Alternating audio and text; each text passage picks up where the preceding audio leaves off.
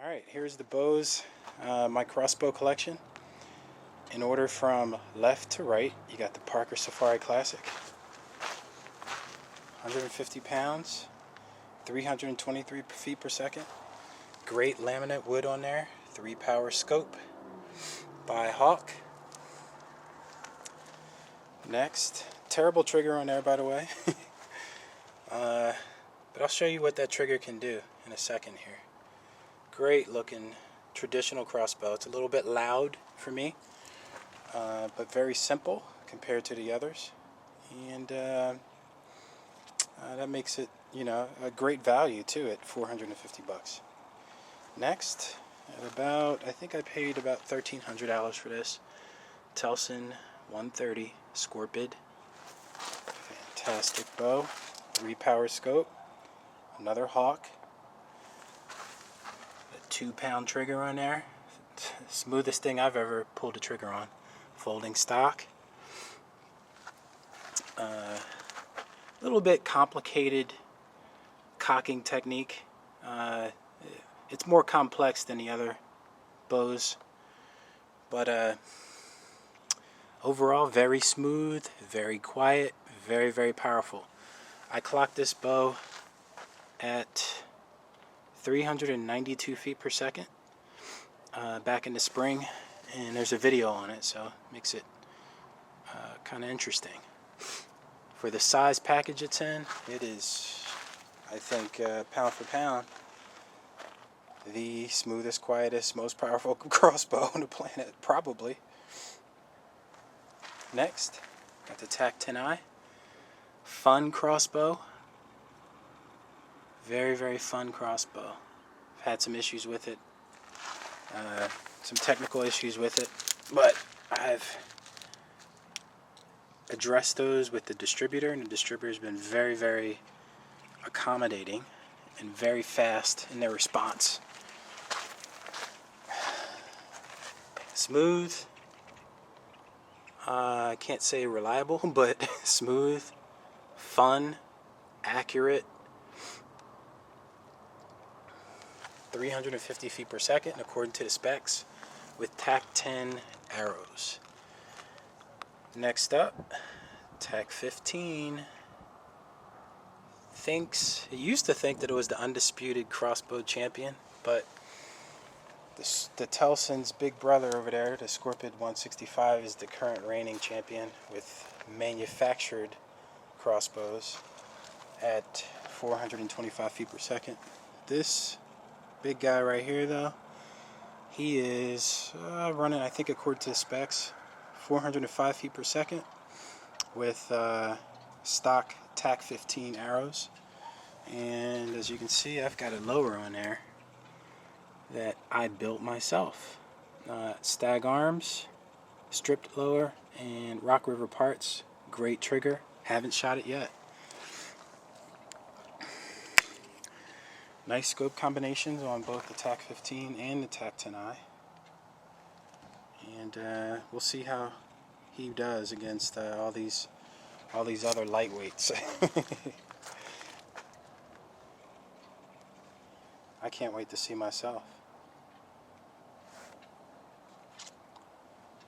Great looking bows there, and you see a little size comparison there up against the wall. Look at that. TAC 15 is kind of big. The stock on the 10i is fully extended.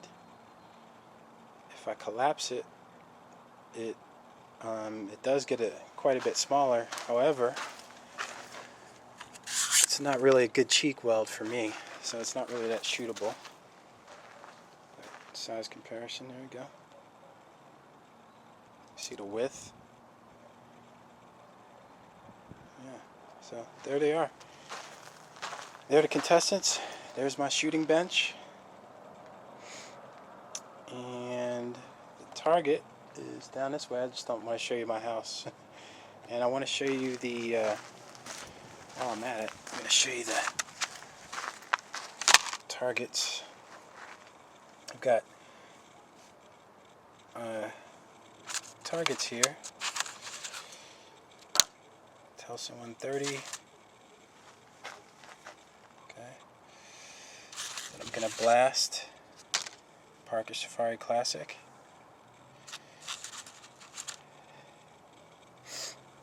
That's a quarter right here in the middle. Size of a quarter. I'm not going to show you what I've done for practice yet. But suffice it to say, you're going to be surprised.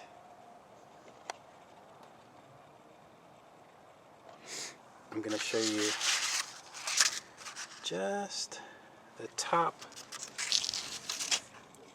portion. 2 shots with the Telson. 2 shots with the Parker. 2 shots with the TAC 15. And one of my other paper plates blew away.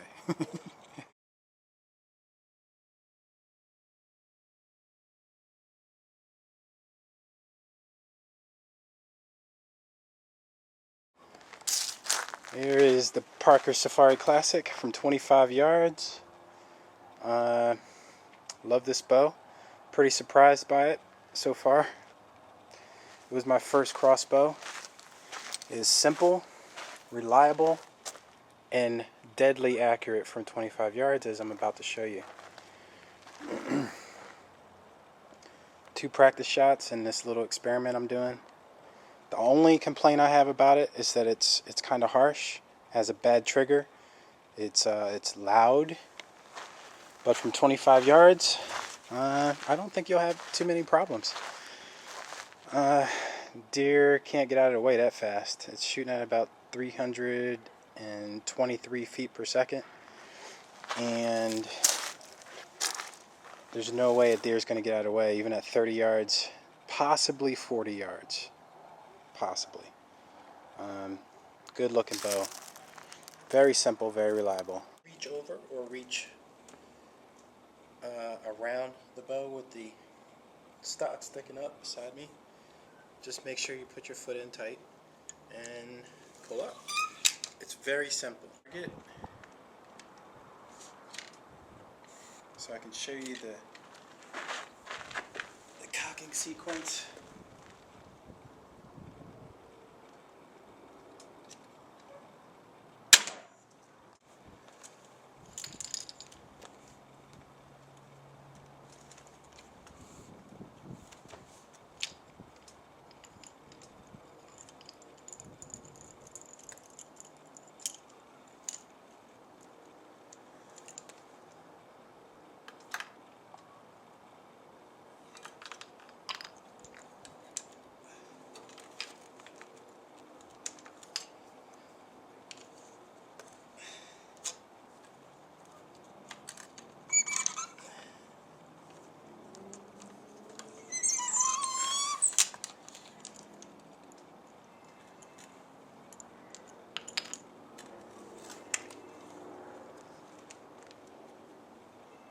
Safe.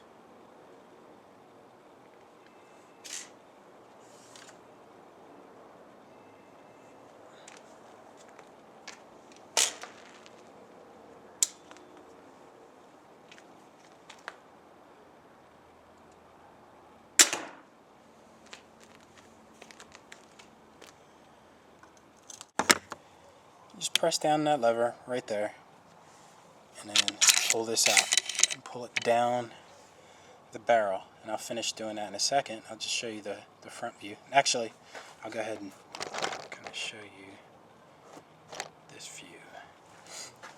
Just pull it down to about right there. You don't want to pull it out all the way. You can let go of that little release lever, and this is what I do. This is the dry fire, anti-dry fire mechanism. And so what you do is you don't connect it to that, the arrow to that. You connect it to this. So I usually just click the arrow on right there and push through the whisker biscuit a little bit. It's a little awkward just because I'm showing you how to do it. Put it there over the release mechanism. That's attached to the trigger inside the housing. That's in my other video. And then from here, all you do is you just attach the crank, and you just pull back with or you just crank it with even pressure. I've got this against my shoulder. I find that it makes it a little bit easier for me to crank it with even pressure. Doesn't take a whole lot of effort, but it takes I don't know, 10, 12 pounds of pressure to crank this. Take the crank off.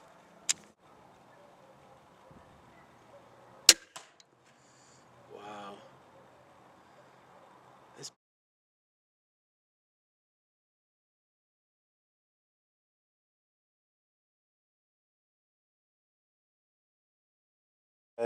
The wife is watching football again, and I'm over here filming, but that's okay.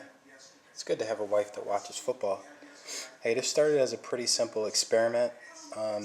Having fun, but learning a lot, okay? So what I'm doing is just comparing at 25 yards these three bows, all right? Average size deer vitals, obviously, is about the size of a paper plate. And all I'm doing is gonna shoot them off against each other. But what I did was took some practice shots, and that's where I learned some pretty important lessons.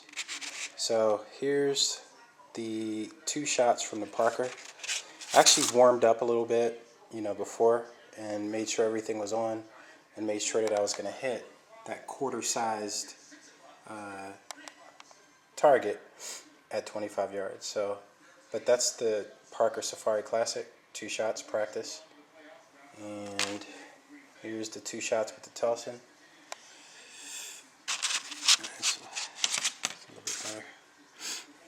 Alright, 2 shots with the Telson 130. They're touching. And again, here's the Parker Safari Classic. Shows you a little bit better there. Alright.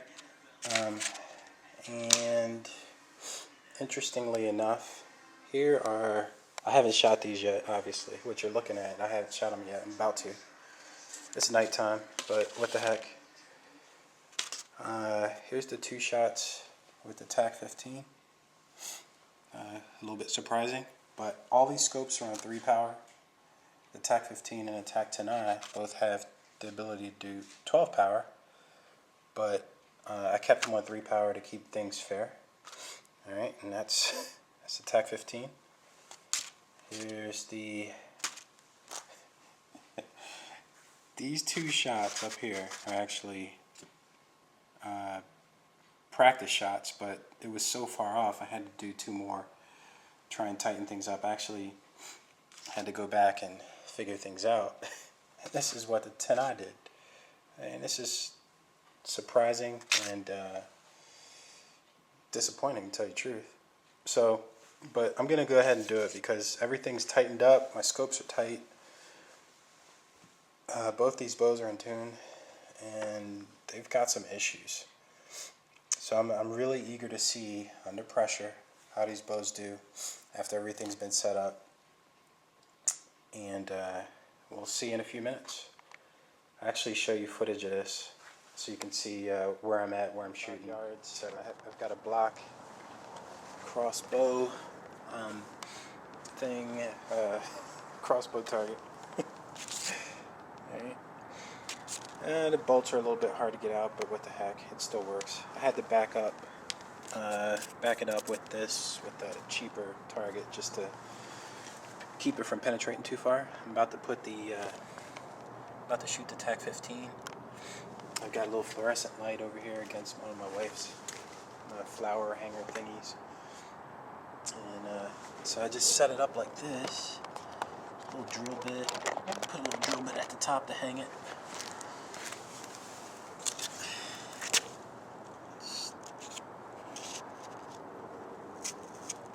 There, secure it at the bottom with a little safety pin. It's a little ghetto, but you know what? It works. There's my quarter-size target. We'll see what this TAC 15 can do. And in fact, with the 10i, I'm going to shoot 2 brand new fresh arrows. I know it's not really fair, but you know what? Out of the box, these should be working. I shouldn't be having the issues that I'm having. You keep hearing me harp about this, so I'll stop complaining about it. But anyway, let me take you I just want to show you from where I'm shooting what this looks like. So here's my table. I don't know if it's working. If you can see it.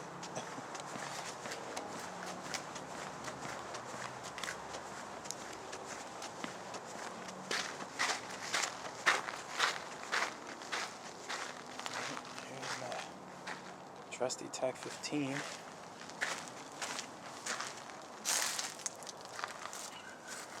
From here,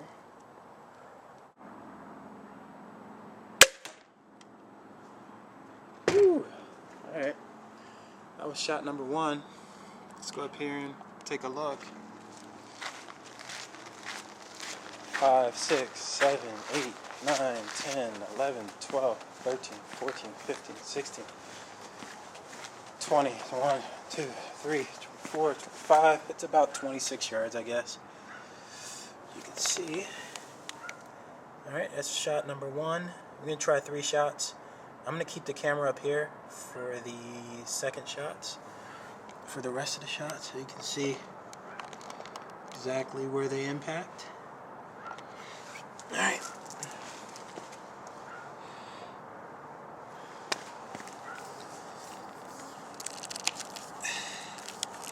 I'm just going to put it on.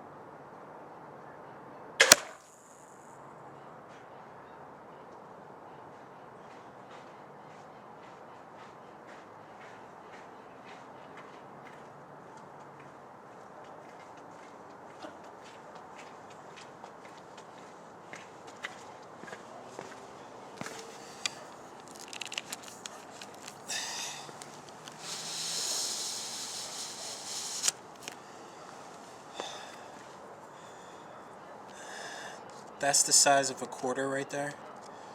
So, I don't know.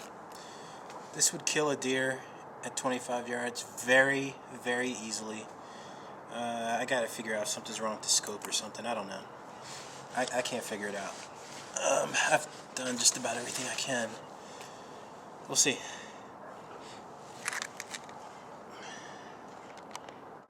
Well, next up we got the TAC 10i.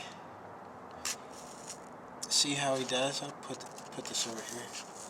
Should be fine. Everything looks to be in order. I think it's gonna do better than the 15. I don't know.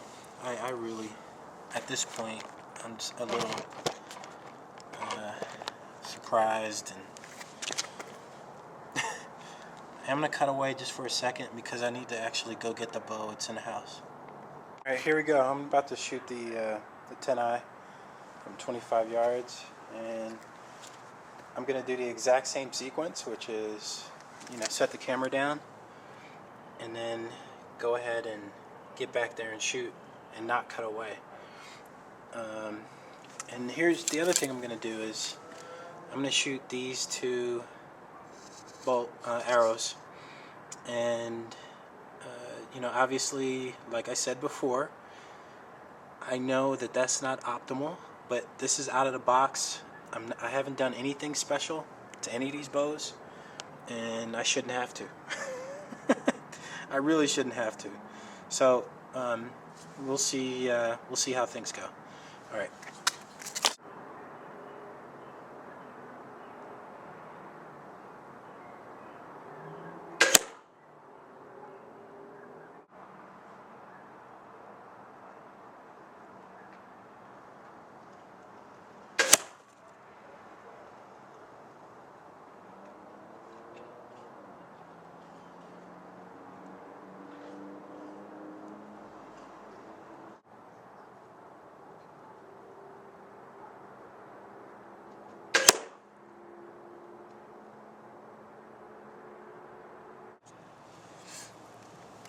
setting up for the Parker Safari Classic. I'm gonna aim right there. Well guys, something interesting just happened. I went to fire this bad boy, and I got a weird little click sound. This happened to me before. I'm gonna have to take it into the shop. This happened to me back in May, where the Parker Safari Classic kind of clicked. There's something wrong in the trigger mechanism, so you may not get a chance to see me shoot. And this is very interesting because I was just complaining about the TACs and how technical they were and blah blah blah, and I was going to show off the simplicity of this bow, and it failed me. Another lesson learned, huh? Interesting. So I'm going to go get the last bow, which is the Telson. Hey, alright guys, I'm back. I'm going to change out the target for the Parker Safari Classic and put up the Telson 130. You know what? It kind of is what it is. I am disappointed. What I thought would happen didn't happen. But this is kind of what you get with real world shooting, you know what I'm saying? I'm shooting the same bolt actually as I was going to shoot on the Parker Safari Classic. It's laser 2. And this is kind of real world, right? This is kind of, you're up in a tree stand and what's going to happen? You never...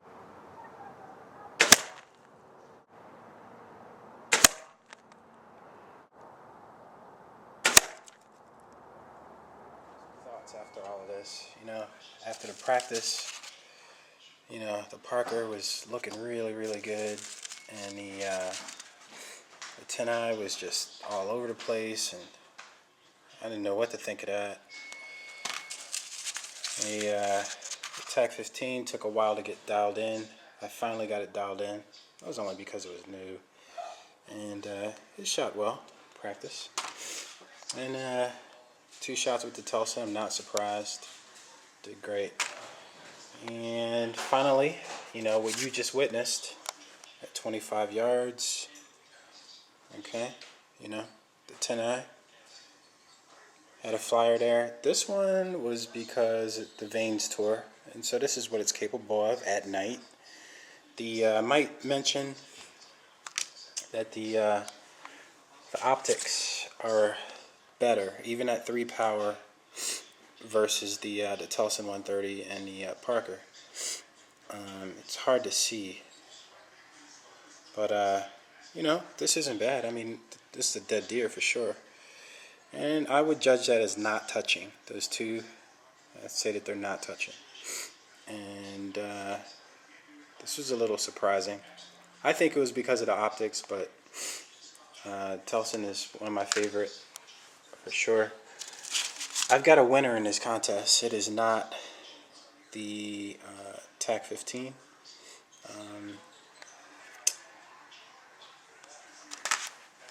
And it is not the Parker Safari Classic.